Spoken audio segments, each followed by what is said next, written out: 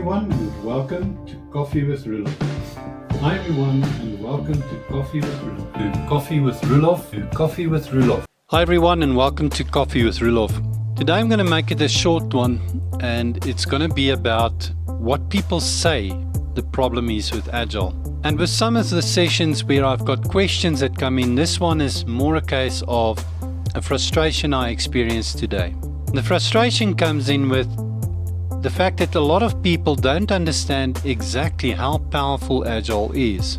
So I've sat down and I've made a list of 7 points that I think people often falsely accuse Agile of.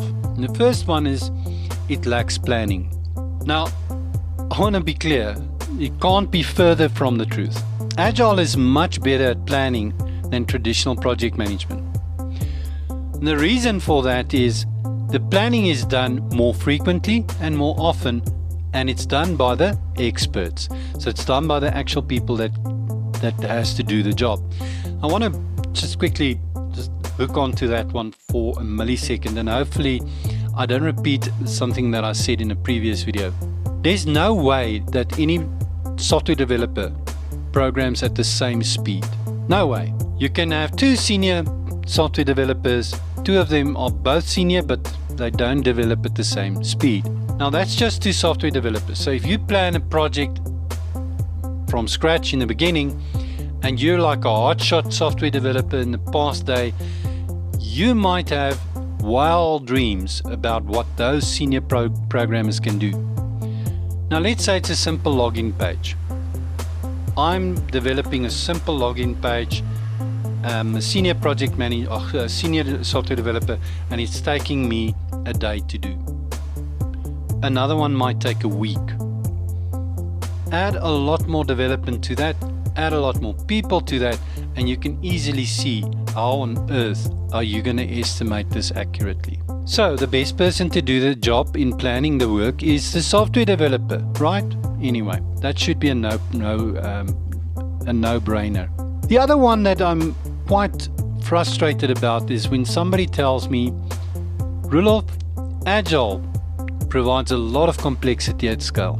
And I'm almost in that case there where I'm, dude, have you ever done traditional project planning with a lot of projects and then try and manage dependencies, do the scale thing with those projects? I worked at one of the financial institutions here in Johannesburg many years ago, and we were trying to synchronize 300 massive projects that was running at the same time. Insane! It's incredible. Not to talk about all the crates, constraints, risks, assumptions, issues, and dependencies that intertwine them, or the amount of resource constraints and the battles that happen for prioritization. It's just crazy. It's a lot simpler with Agile, a lot, especially at a scale where you're working with small teams that can easily utilize a software tool like Jira and really manage all of the work transparently. So you know what's happening where, and you kind of can sync it. So if you do your proper incremental planning, it's a lot simpler on an Agile basis. Then an interesting one that's always coming up, and I actually heard it today. Agile is just an excuse for not doing stuff. It would appear that a lot of people in the traditional project management world believe having meetings and doing documentation is incredibly worthwhile. That represents the work that we do. In the Agile mindset, that is not the case. As I said, planning is vital. Agile is much more focused on around getting things done.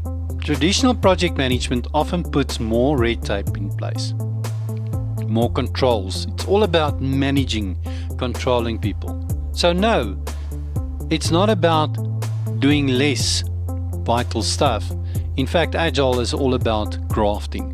It's all about doing the work that matters. Then another one that I also hear a lot is it's very tough to design governance processes around Agile. So I want to just put a pause on that a bit. Governance processes around Agile is not that difficult to put in place. In fact, in highly regulated environments, it is quite useful to have that governance processes in place. It's a lot better than traditional because there's a lot of honesty and transparency when it comes to Agile project management or Agile initiatives, especially if you use electronic tools. And I want to just emphasize here, when you want to look at risk management of Agile implementation and you want to look around regulatory compliance, you don't want to use the whiteboard. Okay, that's not a great idea. You want to use a tool set that is electronic, where you can save stuff, pull proper reports, and actually tap into the detail. But not to whip or to crack the whip. That is only to improve your systems, improve your processes, but also to keep track from a regulatory perspective of what's happening. The other one that I hear a lot is remove accountability. Agile removes accountability. Now that one can't be further from the truth. The person that makes that statement has never worked in Agile or never worked in a proper Agile environment. There's no environment that gives you more pressure than the one where you're doing personal commitments, and one where you know your team members rely on you to get your job done. Because that's Agile. Peer pressure, personal commitment. How does accountability come into it? Easy. If you fail, everyone else fails. So you're accountable. It's no longer the project manager or somebody else that's accountable. It's the team members themselves. So it can't be further from the truth. I've also heard a statement that Agile is used for people to get away with not doing any work. Again, I want to repeat myself. Not possible in Agile, because Agile is transparent. If you're not doing your work, everybody knows about it. And you will definitely get hammered. There's no way you're going to get away with it. Then the last one I always hear is it's very complicated to implement and difficult to implement and so forth and so forth. You know, that might be true or valid in many cases. It depends on who does the Agile adoption in the organization. But no matter what the scale, there's one vital important step. You always adopt Agile at the leadership level first. You always adopt Agile based on what the leadership's risk aversion is. If the leadership is very aware of risk, you need to change the way you do things. So Agile adoption isn't a one-size-fits-all approach. Agile adoption needs to change according to the needs of the organization. So the moment you try and tamper with things that's there for a reason and you don't understand the reason why it's there, you will make Agile adoption very complex. And I'm not talking about the mindset and all those kind of things. I'm talking about a lot of things that can influence the way that Agile needs to happen and the pace at which it has to happen, the Agile adoption. So I think with just a clean slate, if you walk into the organization, you get your direction from leadership, the whole process might change. And I'm not talking just a 30-minute or an hour session with leadership and everybody go their way. I'm talking real change of mindset at the top before you can implement it in the rest of the organization. There's often policies that need to change.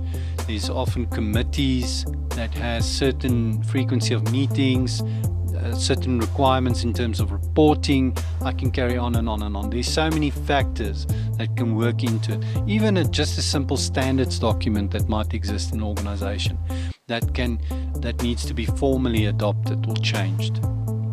So a lot of things that are complex in the organization that people never look at when they actually implement Agile or trying to adopt Agile in the organization.